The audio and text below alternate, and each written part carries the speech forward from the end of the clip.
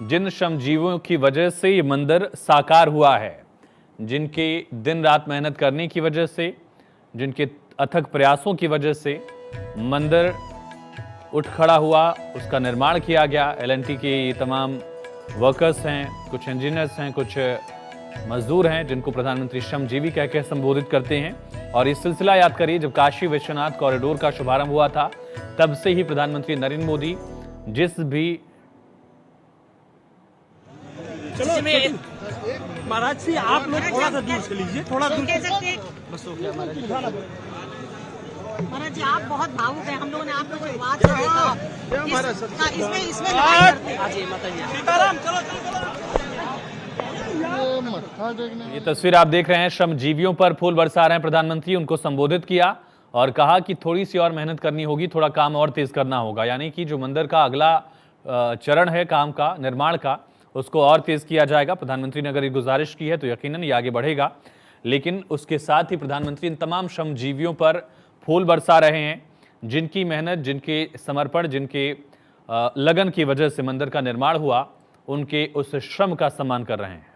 श्री राम के आने के कारण आज सूर्योदय भी अद्भुत हुआ है और इसी तेजोमय के साथ अब भारत विश्व गुरु की यात्रा प्रारंभ करेगा। और इस भारत में जातिवाद का जहर मिटेगा, क्योंकि राम सबरी के थे, राम वाल्मीकि के थे, राम सबके हैं और राम सबके रहेंगे। जय सिया राम।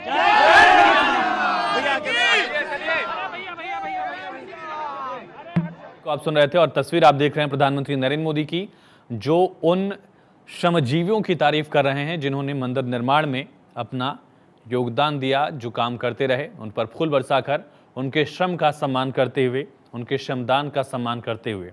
और इसमें कई सारे वर्कर्स, कई इंजीनियर्स ऐसे हैं जिन्होंने इस काम के लिए कोई पैसा नहीं लिया, वो रामकाज समझकर इसके लिए काम कर रहे थे। कुछ के दरअसल बातें भी सामने आई थी, उन्होंने कहा था कि वो उसके लिए कोई पैसा नहीं लेंगे।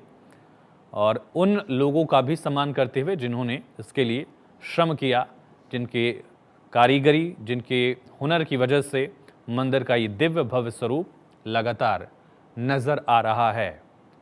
और ये सिलसिला शुरू हुआ था, याद करिए, जब काशी विश्वनाथ कॉरिडोर का लोकार्पण प्रधानमंत्री ने किया था।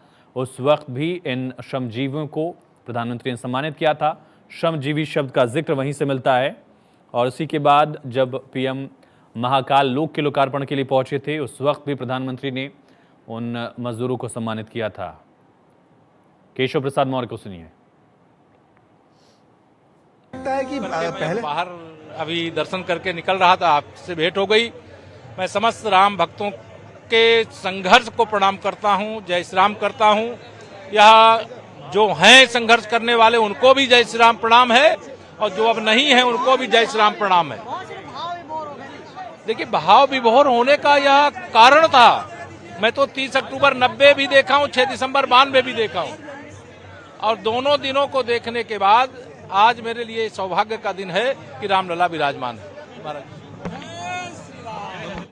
केशव प्रसाद मौर्य उत्तर प्रदेश के उप मुख्यमंत्री, कभी कार सेवक भी रहे हैं। वो संघ से लगातार जुड़े हुए हैं, इस बात का जिक्र खुद करते भी रहे हैं। और आज फिर कहा कि शिलान्यास से लेकर 6 दिसंबर 92 तक वो कई मौकों पर रहे।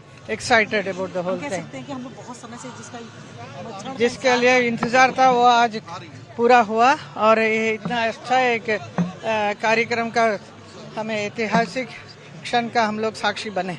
धन्यवाद।